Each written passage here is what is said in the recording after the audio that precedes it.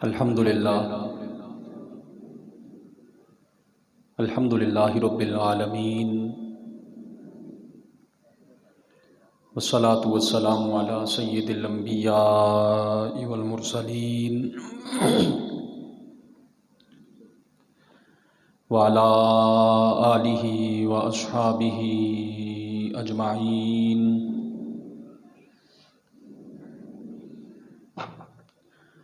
اما بعد فاعوذ باللہ من الشیطان الرجیم، بسم اللہ الرحمن الرحیم۔ یا ایہا الذین آمنوا اتقوا اللہ وکونوا مع الصادقین۔ صدق اللہ مولانا العظیم وبلغنا رسولہ النبی الکریم الامین، ونحن علی ذلک لمن الشاہدین والشاکرین، والحمد للہ رب العالمین۔ مولایا صلی وسلم دائما ابدا علی حبیبک خیر الخلق کلہم، والحبیب الذی ترجى شفاعته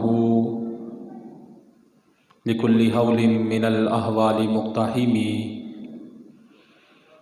فإن من جودك الدنيا وضرتها، ومن علومك علم اللوح والقلم، بلغ العلا بكماله، كشف الدجى بجماله، حسنت جميع خصاله، صلوا علیہ وآلہ۔ ان اللہ وملائکتہ یصلون علی النبی، یا ایہا الذین آمنوا صلوا علیہ وسلموا تسلیما۔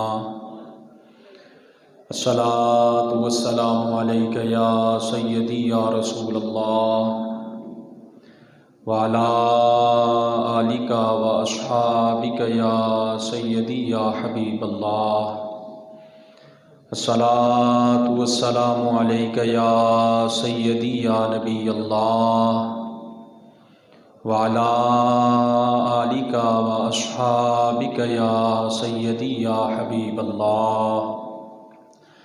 الصلاۃ والسلام علیک یا سیدی یا شفیع المذنبین، وعلی آلک واصحابک یا سیدی یا خاتم النبیین۔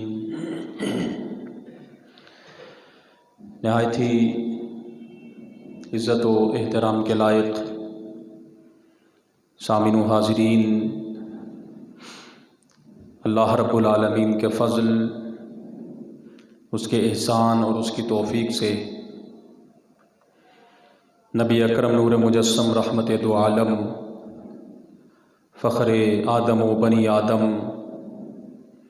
صلی اللہ علیہ وآلہ وسلم کی نالین اقدس کے تصدق سے ہم سب نماز جمعۃ المبارک کی ادائیگی کے لیے اللہ رب العالمین کے حضور حاضر ہیں۔ پروردگار عالم ہم سب کی اس حاضری کو اپنی بارگاہ میں شرف عزت عطا فرمائے۔ آج کی ہماری گفتگو کا عنوان تقویٰ اور اہل تقویٰ۔ قرآن کریم فرقان حمید میں پروردگار عالم ارشاد فرماتا ہے، یا ایہا الذین آمنوا اتقوا اللہ، اے ایمان والو اللہ سے ڈرو، وکونوا مع الصادقین، اور سچوں کے ساتھ ہو جاؤ۔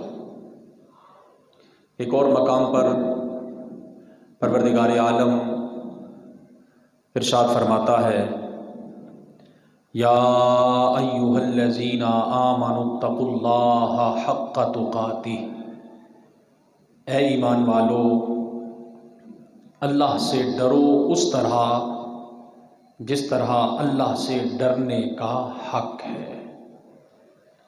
بنیادی طور پر اگر ہم لفظ تقوی کا معنی اور مفہوم دیکھیں تو اس کا معنی سادہ الفاظ میں یہ بنتا ہے کہ تقوی اس چیز کا نام ہے کہ انسان ہر اس مقام پر، ہر اس جگہ پر حاضر ہو جائے کہ جہاں اسے اس کا رب دیکھنا چاہتا ہے، ہر اس جگہ سے انسان محفوظ ہو جائے، بچ جائے کہ جہاں اسے اس کا رب نہیں دیکھنا چاہتا۔ اس کی آواز تھوڑی کریں۔ تو اب اگر ہم اپنی ساری زندگی کا مشاہدہ کریں اور پھر غور و فکر کریں کہ ہمارا رب ہمیں کہاں کہاں دیکھنا چاہتا ہے اور ہمارا رب ہمیں کہاں کہاں نہیں دیکھنا چاہتا، تو پھر زندگی کا خلاصہ بھی نکل آئے گا اور تقوی کا سادہ معنی اور مفہوم بھی نکل آئے گا۔ مثال کے طور پر ہم میں سے ہر شخص یہ چاہتا ہے کہ وہ ایک اچھا انسان بن جائے، میرا رب بھی یہی چاہتا ہے، اور اس اچھا بننے کے لیے قرآن کریم فرقان حمید میں متعدد مقامات پر پروردگار عالم کے ارشادات گرامی بھی موجود ہیں اور رسول کریم صلی اللہ علیہ وآلہ وسلم کے فرامین عالی شان بھی موجود ہیں۔ نماز کا وقت ہو، اذان ہوئی، اذان کے ساتھ ہی انسان نماز کے لیے مسجد میں آ گیا تو گویا یہ مسجد وہ جگہ ہے کہ جہاں اسے نماز کے وقت میں اس کا رب دیکھنا چاہتا ہے۔ اگر انسان کہیں برائی کی جگہ پر گیا، یقیناً انسان کا دل خود اسے ملامت کرتا ہے۔ جب بھی انسان کوئی برا کام کرتا ہے، برا فعل جب اس سے سرزد ہو جاتا ہے، ایک مرتبہ کم از کم اس کا دل اسے ملامت ضرور کرتا ہے کہ اے انسان تو نے یہ غلط کیا۔ یہ الگ بات ہے کہ انسان پھر اسی پر ہٹ دھرمی کرتے ہوئے قائم رہے اور اسی کام کو مسلسل کرتا چلا جائے، یہ ایک الگ معاملہ ہے، لیکن بہرحال انسان کا دل اسے اس کے غلط کام پر ملامت ضرور کرتا ہے۔ قرآن کریم فرقان حمید میں پروردگار عالم نے لفظ تقوی کو استعمال فرمایا اور قرآن کریم میں یہ مختلف مقامات پر مختلف معانی میں استعمال ہوا ہے، اور یہ قرآن کریم فرقان حمید ہی کا اعزاز ہے کہ اللہ رب العالمین لفظ متعدد مقامات پر ایک استعمال کرتا ہے، لیکن ہر جگہ پر سیاق و سباق کے اعتبار سے اس کا معنی بدل جاتا ہے۔ لیکن اگر کوئی بھی بندہ قرآن کریم پڑھے، قرآن کریم کا ترجمہ کرنے لگ جائے، تو وہ جو لفظ ایک جس جگہ پر استعمال ہوا، اگر وہ یہ کہے چونکہ لفظ پہلے بھی یہی آیا تھا پھر یہی آ رہا ہے، جو ترجمہ اس کا پہلے تھا وہی اب بھی ہوگا، تو جو میں نے پہلے پڑھا وہی اب بھی ہوگا، تو ایسا درست نہیں ہے۔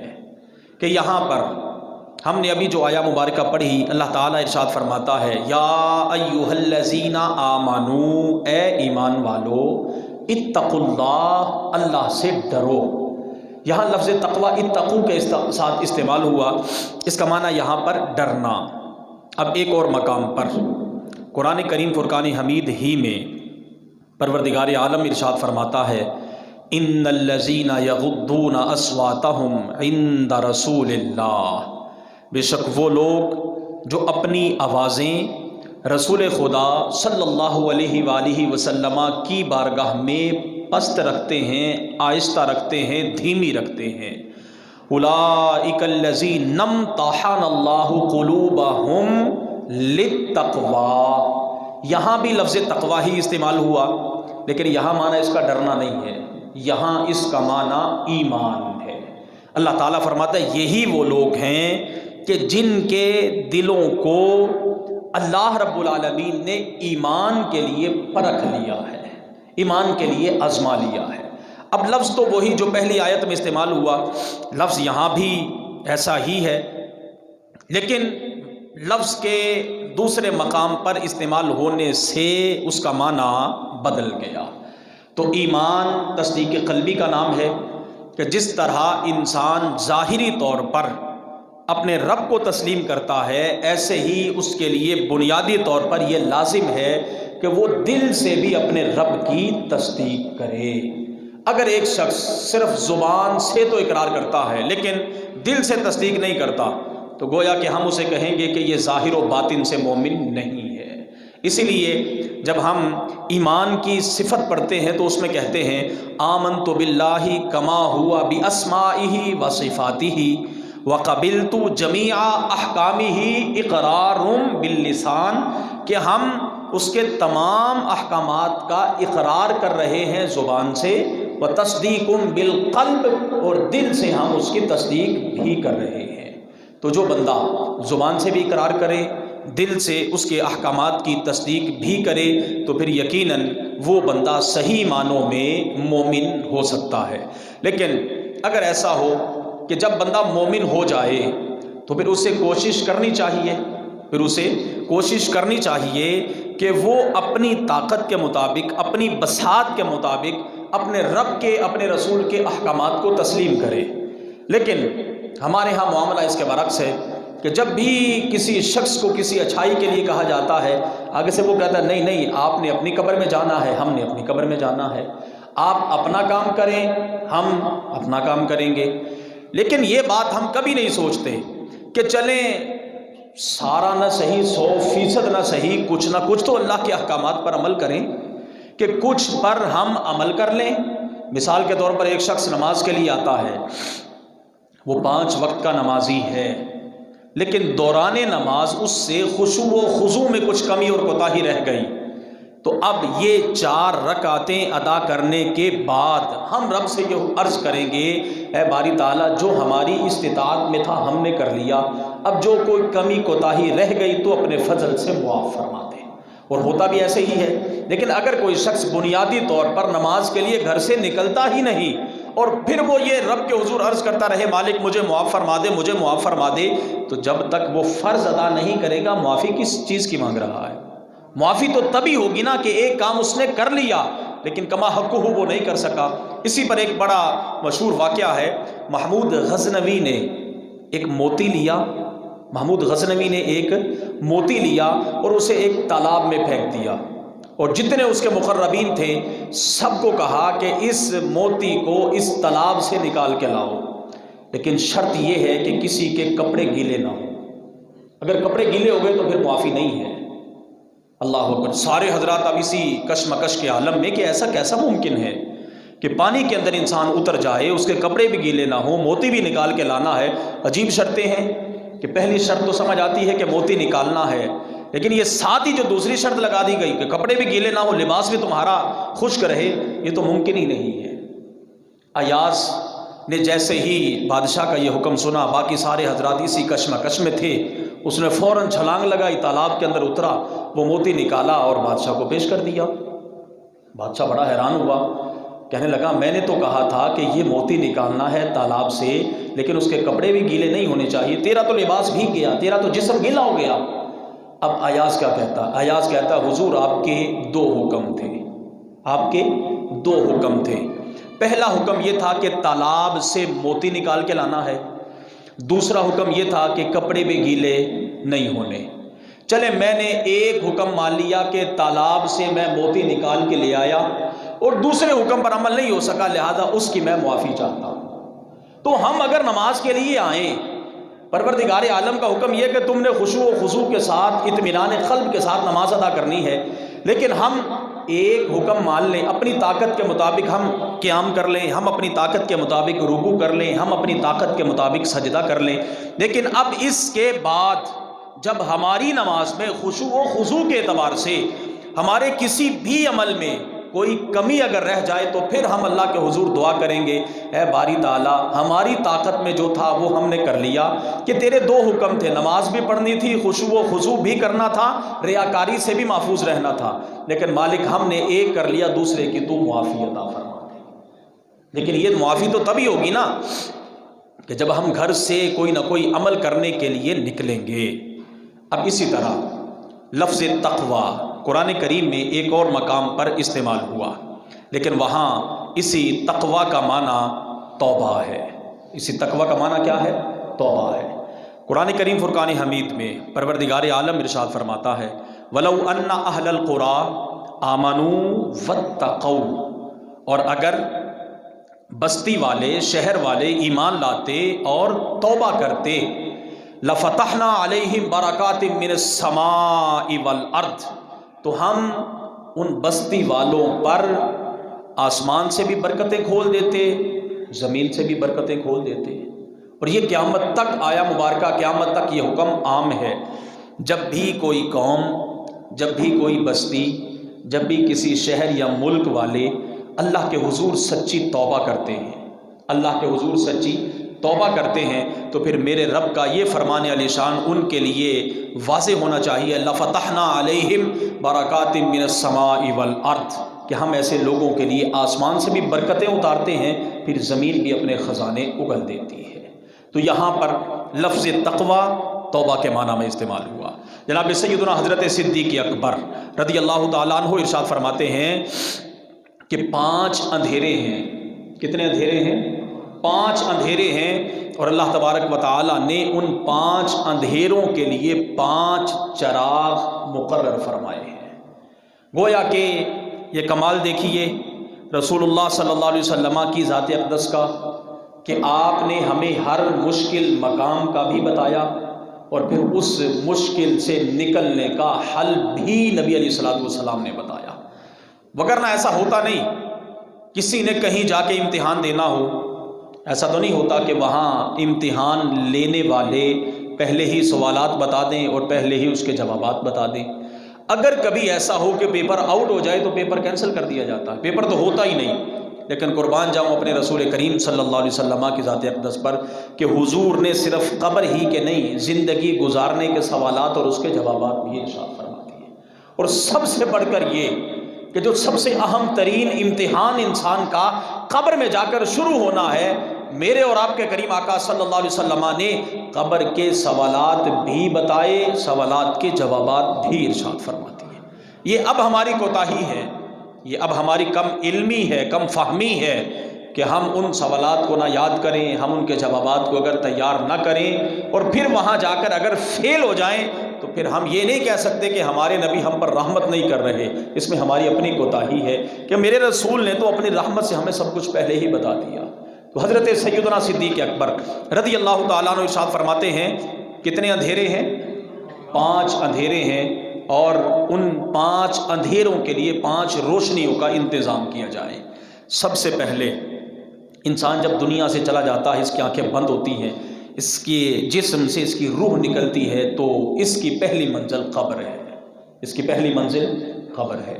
تو قبر اندھیری ہے، قبر اندھیری ہے، اور روزانہ قبر انسان کو 70 سے زائد مرتبہ پکار پکار کر یہ کہتی ہے، اے انسان میں اندھیرے کا گھر ہوں، اپنی روشنی کا انتظام کر کے آنا۔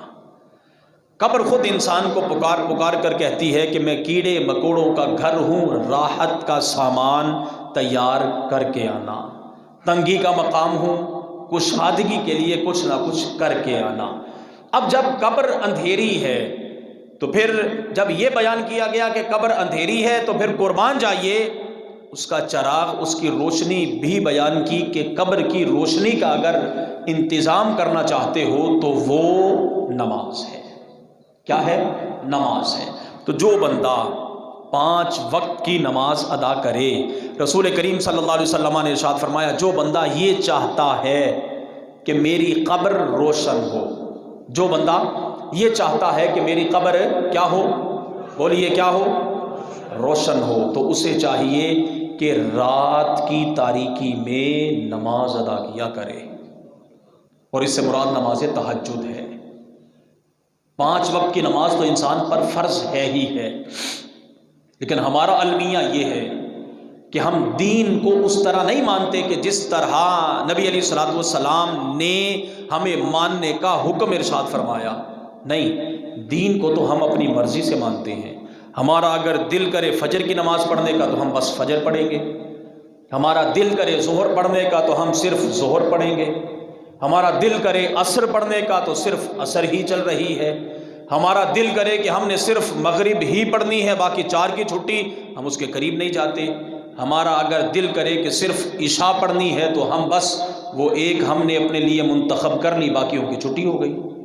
لہٰذا یہ دین نہیں، یہ دین ہم نے اپنی مرضی کا بنایا ہے۔ ہم یہ کہتے ہیں کہ ہم نے نفلی طور پر روزانہ کا 20 روپے دینے ہیں، بس ہم نے اسی کو دین سمجھ لیا۔ سال کے بعد جو آپ پر زکوٰۃ فرض ہے اس کے ہم قریب تک نہیں جاتے، ہم کہتے ہیں نہیں ہم تو سارا سال جو 20 دیتے ہیں، ہمیں زکوٰۃ دینے کی کیا ضرورت ہے۔ تو یہ دین تو اللہ کی بارگاہ میں، نہ اللہ کے رسول کی بارگاہ میں قابل قبول ہے۔ اللہ اور اس کے رسول صلی اللہ علیہ وسلم کی بارگاہ میں تو دین وہ قابل قبول ہے کہ جس کو اللہ نے نازل کیا، نبی علیہ الصلوۃ والسلام نے لوگوں تک پہنچایا۔ اللہ کی بارگاہ میں تو دین وہ قابل قبول ہوگا کہ جس دین پر صحابہ نے عمل کر کے دکھایا ہے، اور صحابہ کرام رضوان اللہ علیہم اجمعین کی حالت ہمارے سامنے ہے۔ اللہ اکبر، کہ کئی دن تک گھروں میں چولہے نہیں جلتے تھے، لیکن اس کے باوجود جس انداز میں وہ دین پر عمل کرتے تھے، ہم تو کچھ بھی نہیں ہیں۔ ہم تو اللہ کا جتنا بھی شکر ادا کریں اتنا کم ہے کہ ہم تو صبح کھانا اور ہے، دوپہر میں اور ہے، شام میں اور ہے، اور پھر اس سے بھی بڑھ کر یہ دیکھیے کہ صحابہ کرام رضوان اللہ علیہم اجمعین کو تو پورا جسم ڈھانپنے کے لیے لباس نہیں ملتا تھا۔ آج تو ہماری دیواریں ڈھکی ہوئی ہیں پردوں سے اور کپڑوں سے، اور پھر اس سے بھی بڑھ کر اللہ کا فضل اور اس کی فراوانی دیکھیے کہ ہم نے اگر گھر میں رہنا ہے تو ہمارا لباس اور ہے، نماز کے لیے آنا ہے تو لباس اور ہے، کسی شادی کی تقریب میں جانا ہے تو اس کا لباس اور ہے، کہیں اور فنکشن ہم نے اٹینڈ کرنا ہے تو اس کا لباس ہمارا اور ہے۔ اب اس سے بڑھ کر ہم پر اور نعمتیں کتنی نازل ہونی ہیں، لیکن اس کے باوجود پھر جب کبھی کوئی تھوڑی سی مشکل آ جائے، تھوڑی سی پریشانی آ جائے، ہم اتنے ناشکرے ہو جاتے ہیں، فوراً ہماری زبان سے نکلتا ہے کہ ہم نے تو کبھی سکون دیکھا ہی نہیں۔ 4 دن کے لیے اگر کاروبار بند ہو جائے، 4 دن کے لیے اگر کوئی مشکلات آ جائیں، کوئی پریشانیاں آ جائیں، تو بس پھر ہم میں سے بڑھ کر ناشکرہ بندہ ہی کوئی نہیں۔ لہٰذا یہ دین اللہ اور اس کے رسول کی بارگاہ میں قابل قبول نہیں ہے۔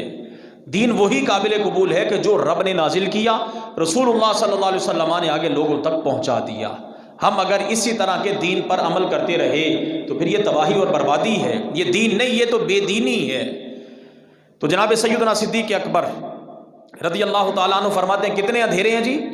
بولیے سارے حضرات، کتنے اندھیرے ہیں؟ 5۔ ان کے چراغ کتنے ہیں؟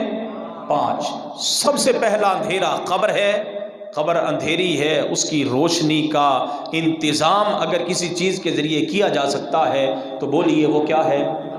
بولیے وہ کیا ہے؟ اور جب میدان محشر میں جنتی جنت میں چلے جائیں گے، جہنمی جہنم میں چلے جائیں گے، جنتی حضرات جہنمیوں سے پوچھیں گے، جنتی حضرات جہنمیوں سے پوچھیں گے کہ جناب تم جہنم میں کیوں چلے گئے؟ تمہیں کس چیز نے جہنم میں داخل کر دیا؟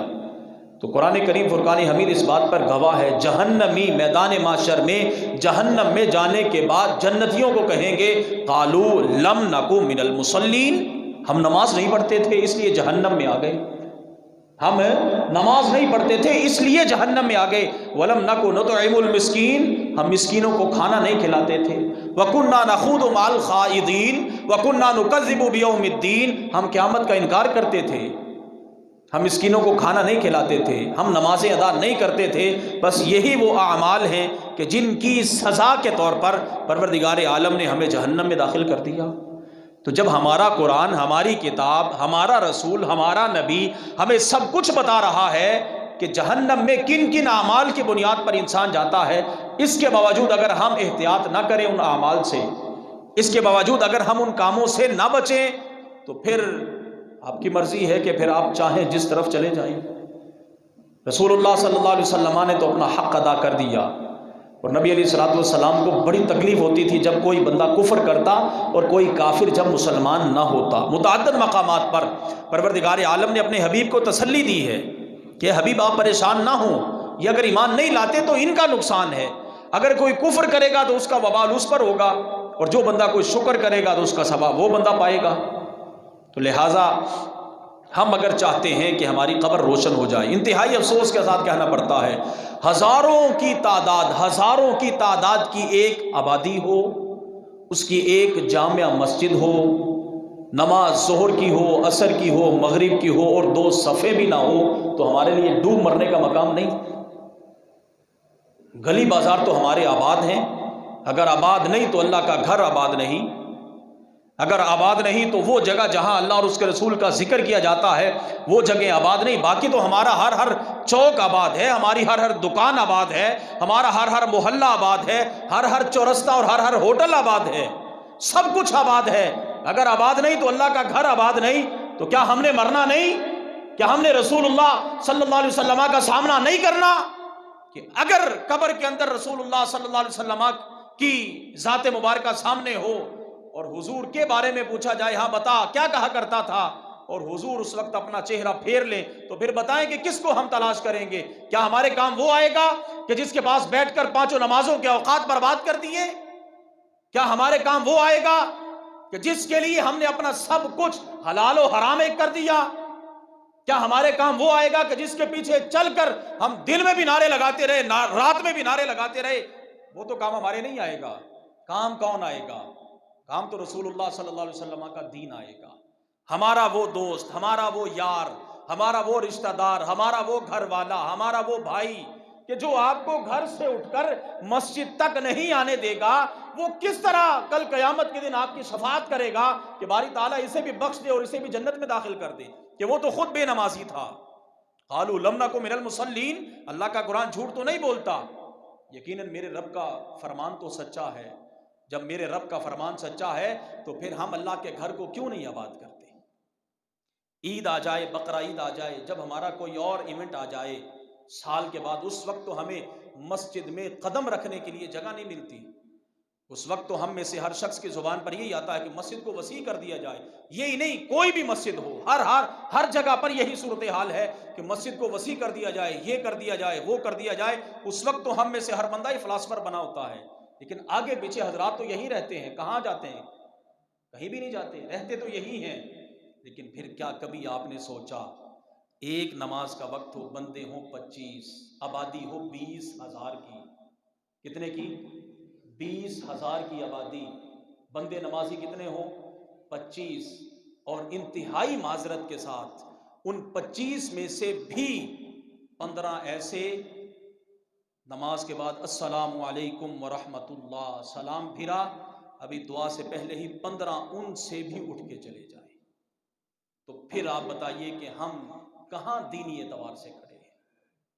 پھر اگر ہم کہیں کہ ہم پر اللہ کی رحمتیں نازل ہوں، پھر اگر ہم کہیں کہ اللہ ہم سے محبت فرمائے، پھر اگر ہم کہیں کہ رسول اللہ صلی اللہ علیہ وسلم کی نظر عنایت ہم پر ہو جائے، تو پھر ہم سخت ترین بھول میں ہیں۔ لہٰذا ہمیں سوچنا ہوگا، اور بالخصوص میرے نوجوان حضرات، ہم موبائل پہ سارا دن اپنا ضائع کر دیں، 1 گھنٹہ، 2 گھنٹے، 5 گھنٹے، 10 گھنٹے، رات کے 12 بج جائیں اور فجر میں ہماری آنکھ ہی نہ کھلے۔ صبح 8 بجے سے لے کر نان سٹاپ ہم شام 6 بجے تک کام تو اپنا کریں، لیکن 20 منٹ کے لیے درمیان میں آنے والی 2 نمازوں کے لیے اگر ہم وقت نہ نکال سکیں تو پھر ٹھیک ہے، ہم میں اور جانور میں کیا فرق ہوگا؟ جانور بھی تو کھانے پینے کے لیے ہی بس چل رہا ہے، اور اس کا توکل دیکھیے، اس کا یقین دیکھیے کہ پرندہ جب صبح گھر سے نکلتا ہے تو خالی ہوتا ہے، شام کو جب پلٹتا ہے تو اس کا پیٹ بھرا ہوتا ہے۔ چلے کم از کم ہم اس پرندے جتنا تو توکل اللہ کی ذات پہ کر لیں۔ لیکن ہمارے ہاں تو الحمدللہ ثم الحمدللہ ایک ہفتے کا ایڈوانس میں راشن بھی موجود ہے، الحمدللہ، مہینے نہیں سالوں کے کپڑے بھی ہمارے تیار ہیں، جوتے بھی تیار ہیں۔ یہ سب کچھ ہونے کے باوجود ہم مسجد میں اللہ کے گھر آنے کے لیے تیار ہی نہیں۔ ہمیں اپنی زندگی بدلنی ہوگی، ہمیں اپنا انداز بدلنا ہوگا۔ یہ حضور کے غلاموں والا انداز نہیں. لہذا سب سے پہلا اندھیرا قبر کا ہے. سب سے پہلا اندھیرا کیا ہے؟ بولیے، قبر کا ہے. اور اس کے لیے روشنی، بولیے، اس کے لیے روشنی نماز ہے. سب بولیں گے اس کے لیے روشنی. اور رسول اللہ صلی اللہ علیہ وسلم کا ارشاد گرامی، آپ نے صحابہ سے پوچھا، میرے صحابہ، اگر کسی شخص کے گھر کے باہر سے کوئی صاف پانی کی نہر جاری ہو، صاف پانی کی نہر جاری ہو، اور وہ دن میں اس نہر میں 5 مرتبہ روزانہ غسل کرے. کتنی مرتبہ؟ 5 مرتبہ صاف پانی جو جاری ہے اس میں وہ غسل کرے. تو پھر تم یہ بتاؤ کہ جب وہ 5ویں مرتبہ غسل کرے گا تو کیا اس کے جسم پر میل کچیل باقی رہ سکتی ہے؟ صحابہ کرام رضوان اللہ علیہم اجمعین نے عرض کیا، یا رسول اللہ صلی اللہ علیہ وسلم، نہیں، اس کے جسم پر تو کچھ بھی باقی نہیں رہ سکتا. اس کے جسم پر میل تو باقی رہ ہی نہیں سکتی کہ 5 مرتبہ جو صاف پانی میں غسل کر بیٹھا ہے. تو رسول اللہ صلی اللہ علیہ وسلم نے ارشاد فرمایا، یہی مثال روزانہ 5 نمازیں ادا کرنے والے شخص کی ہے. کہ جو بندہ روزانہ 5 نمازیں ادا کرتا ہے، اس کے جسم سے اس کے گناہ اسی طرح صاف ہو جاتے ہیں جس طرح پانی سے جسم کا میل صاف ہو جاتا ہے. ایک اور موقع پر نبی اکرم نور مجسم شفیع معظم صلی اللہ علیہ وسلم تشریف لائے. پت جھڑ کا موسم تھا، موسم خزاں تھا. باہر تشریف لائے، ایک درخت کے قریب سے آپ گزرے کہ جس کے اکثر پتے جھڑ چکے تھے، جس کے اکثر پتے جھڑ چکے تھے، چند ایک پتے اس پر باقی تھے. نبی علیہ الصلوۃ والسلام نے اس درخت کی ایک شاخ کو پکڑا، جھٹکا دیا، اس کو حرکت دی کہ جو پتے اس پر باقی تھے وہ بھی زمین پر گر گئے، وہ پتے بھی زمین پر گر گئے. نبی علیہ الصلوۃ والسلام نے اپنے غلاموں سے فرمایا، میرے صحابہ جانتے ہو میں نے یہ کیا کیا ہے؟ صحابہ کرام رضوان اللہ علیہم اجمعین عرض کرتے ہیں، یا رسول اللہ صلی اللہ علیہ وسلم، اللہ اور اس کا رسول بہتر جانتے ہیں کہ آپ نے یہ کیا کیا ہے. نبی علیہ الصلوۃ والسلام نے ارشاد فرمایا کہ جس طرح اس درخت سے سارے پتے جھڑ گئے ہیں، جس طرح اس درخت سے سارے، بولیے، پتے جھڑ گئے ہیں، اسی طرح جب کوئی بندہ مومن نماز ادا کرتا ہے، جب کوئی بندہ مومن نماز ادا کرتا ہے تو اس کے جسم سے گناہ جھڑ جاتے ہیں. ہمارے لیے تو کتنی خوش نصیبیاں. یہ تو ہے نماز، یہ تو نماز ہے. اور نماز سے پہلے جب ہم وضو کرتے ہیں تو وضو کے بارے میں نبی علیہ الصلوۃ والسلام کا ارشاد گرامی کہ جب ہم نے اپنے ہاتھ دھوئے تو پروردگار عالم اس وضو والے پانی کی برکت سے ہاتھوں کے گناہ معاف فرما دیتا ہے. ہاتھوں کے گناہ پانی کے ذریعے زمین پر جھڑ جاتے ہیں. پھر جب ہم نے چہرہ دھویا، چہرے کے گناہ گئے. کلی کی اندرون حصے کے اگر کوئی گناہ ہو تو وہ بھی گئے. ناک میں پانی ڈالا، وہ گئے. ہم نے بازوؤں کو دھویا، پاؤں کو دھویا، یہاں تک کہ وضو کرنے کے بعد دوران وضو رسول اللہ صلی اللہ علیہ وسلم ارشاد فرماتے ہیں کہ اگر انسان کے، ادھر میری طرف توجہ، یہ ناخن، ہاتھوں کے ناخن، پاؤں کے ناخن، ان کے نیچے بھی اگر کوئی گناہ ہو تو وضو کے پانی کی برکت سے میرا رب انہیں بھی جھاڑ دیتا. یہ تو ہم نماز کے لیے ابھی نکلے ہیں، ابھی ہم نے وضو کیا ہے. اور جب ہم نے نماز ادا کر لی ایک وقت کی تو پھر ایک وقت سے لے کر دوسرے وقت تک ایک نماز ادا کی. نماز ادا کرنے کے بعد ہمارے دل میں خیال یہی ہے کہ ابھی اذان ہو تو ابھی ہم جا کے تو دوسری نماز ادا کریں. تو ایسے شخص کی فضیلت تو سبحان اللہ الگ مستقل نبی علیہ الصلوۃ والسلام نے بیان فرمائی. لیکن جب کوئی بندہ ایک نماز ادا کرنے کے بعد، جب کوئی بندہ ایک نماز ادا کرنے کے بعد دوسری نماز ادا کرنے کے لیے جاتا ہے تو اس درمیان جو گناہ اس سے صغیرہ سرزد ہو گئے، رسول اللہ صلی اللہ علیہ وسلم فرماتے ہیں اللہ رب العالمین اس نماز کی برکت سے اس کے وہ گناہ بھی معاف فرما دیتا ہے. تو ہمارے لیے تو آسانیاں ہی آسانیاں ہیں. اب اگر ہم گھر سے نکلے وضو کر کے مسجد میں آ گئے، ابھی 2 4 5 منٹ باقی ہیں، مسجد میں آ کے بیٹھ گئے، تو یہ ہمارا بیٹھنا بھی کوئی بیکار نہیں. نبی علیہ السلام نے ارشاد فرمایا جو بندہ اپنے گھر سے وضو کر کے آیا، مسجد پہنچا، وہاں سے لے کر یہاں تک، اور پھر ابھی 2 4 5 منٹ جماعت میں باقی تھے، یہ بیٹھا رہا، تو گویا یہ اس وقت سے لے کر جماعت قائم ہونے تک گویا کہ نماز کے اندر ہی ہے۔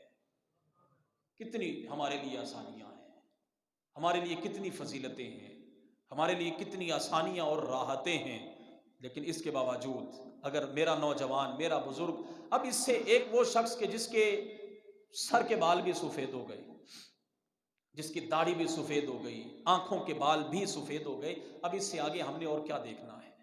اس سے آگے تو اب کچھ بھی نہیں سوائے موت کے، کہ چلے اگر ایک بچہ ہے، ہمیں امید بحیثیت انسان یہ امید ہے، بچہ ہے تو جوان ہوگا، اگر جوان ہے تو چلیں ابھی یہ بڑھاپے کی طرف جائے گا، لیکن اب وہ شخص کے جس کے بال ہی سارے سفید ہو گئے، وہ کیا لینا چاہتا ہے؟ لیکن اب بھی اگر وہ بندہ نماز کے وقت میں باہر بیٹھا رہے اور اللہ کے گھر میں آ کے نماز ادا نہ کرے، اب وہ اور کتنی مہلت چاہتا ہے، وہ اور کتنی مہلت چاہتا ہے؟ بہرحال موت نے تو آنا ہی آنا ہے۔ موت تو یہ نہیں دیکھتی کہ یہ بچہ ہے، موت تو یہ نہیں دیکھتی کہ یہ جوان ہے، موت یہ نہیں دیکھتی کہ یہ بوڑھا ہے، موت یہ بھی نہیں دیکھتی کہ یہ 10 حضرات کا اکیلا کفیل ہے، موت یہ بھی نہیں دیکھتی۔ جب وقت آیا تو بس پھر آ گیا۔ اللہ اکبر۔ اور یہ ہماری آنکھوں کے سامنے بے شمار ایسے واقعات، کتنے ہی ایسے جنازے کہ جو گھر کا واحد کفیل تھا، اکیلا کمانے والا تھا، اس کے پیچھے تو کوئی رہا ہی نہیں سوائے بچیوں کے، سوائے اس کی بیوہ کے، کوئی بھی نہیں رہا، لیکن جب اس کا وقت آ گیا تو پھر آ گیا۔ اور یہ روزانہ ہمارے سامنے جنازوں کا اٹھنا، روزانہ ہمارے سامنے جنازوں کا اٹھنا، ہمارا جوانی سے بڑھاپے کی طرف جانا، بچے کا بچپن سے جوانی کی طرف آنا، یہ موت کے قریب ہی تو ہم جا رہے ہیں۔ حضرت سیدنا یعقوب علیہ السلام، اور یہ موت ہی کی نشانیاں ہیں، یہ موت کے قاصد ہیں، اس کے پیغامات ہیں۔ حضرت یعقوب علیہ السلام نے اسرائیل علیہ السلام کو فرمایا تھا کہ میری روح قبض کرنے سے پہلے اپنا کوئی نمائندہ میرے پاس بھیج دینا، اپنا کوئی قاصد بھیج دینا کہ جناب بس اب آپ کا وقت آنے والا ہے، آپ تیاری فرما لیجئے۔ باوجود اس کے کہ وہ پیغمبر تھے، لیکن ہماری رہنمائی کے لیے۔ اب جب حضرت یعقوب علیہ السلام کا وقت آخر آیا، حضرت اسرائیل علیہ السلام ان کے پاس ان کی روح قبض کرنے کے لیے حاضر ہوئے، تو آپ نے فرمایا میں نے تو تجھے کہا تھا کہ تو خود آنے سے پہلے میرے پاس اپنا کوئی قاصد بھیجتا، اپنا کوئی نمائندہ بھیجتا کہ جو مجھے آگاہ کرتا کہ بس اب آپ کا وقت آنے ہی والا ہے۔ حضرت اسرائیل علیہ السلام عرض کرتے ہیں حضور میں نے تو اپنے بہت سارے نمائندے اور قاصد آپ کے پاس بھیجے تھے۔ آپ نے فرمایا میرے پاس تو کوئی بھی نہیں آیا، میرے پاس تو کوئی بھی نہیں آیا۔ تو حضرت اسرائیل علیہ السلام عرض کرتے ہیں حضور سب سے پہلے تو یہ کہ آپ کے سامنے کتنے ایسے حضرات جو زندہ تھے موت کی آغوش میں چلے گئے، ان کا جنازہ آپ کی نگاہوں کے سامنے اٹھا، یہ میرا قاصد نہیں تو اور کیا تھا؟ اور پھر آپ کا جوانی سے بڑھاپے کی طرف آ جانا، بالوں کا سفید ہو جانا، جسم کی ہڈیوں کا کمزور ہو جانا، طاقت قوت میں کمی کا واقع ہو جانا، یہ میرے قاصد اور میرے پیغامات نہیں تو اور کیا ہے؟ کیا کبھی ہم نے اس بات پر غور کیا کہ ایک بندہ جوانی کے اندر تو جو چاہے کر لے، لیکن پھر جب وہ جوانی سے بڑھاپے کی طرف پلٹتا ہے تو پھر وہی اس کا بچوں والا حال ہو جاتا ہے، ہڈیاں اس کی کمزور ہو گئی، اس کا جسم بالکل کمزور اور ناتواں ہو گیا۔ تو میرے بھائیوں یہ سارے موت کے پیغامات ہیں، یہ موت کے قاصد ہیں۔ اب اس سے آگے ہم نے کہاں جانا ہے؟ آ جائیے حضور کی غلامی کی طرف، پلٹ آئیے رسول اللہ صلی اللہ علیہ وسلم کے دین کی طرف۔ کاش کہ ایسا ہو جائے، آج جمعۃ المبارک ہے، آج بھی تو ہم یہاں اپنے محلے سے ہی سارے حضرات آئے ہیں، کہیں کوئی باہر سے تو نہیں آیا سوائے چند ایک کے، لیکن پھر کیا وجہ ہے کہ جب نماز کا وقت ہو تو ہمیں اتنے حضرات نظر نہیں آتے؟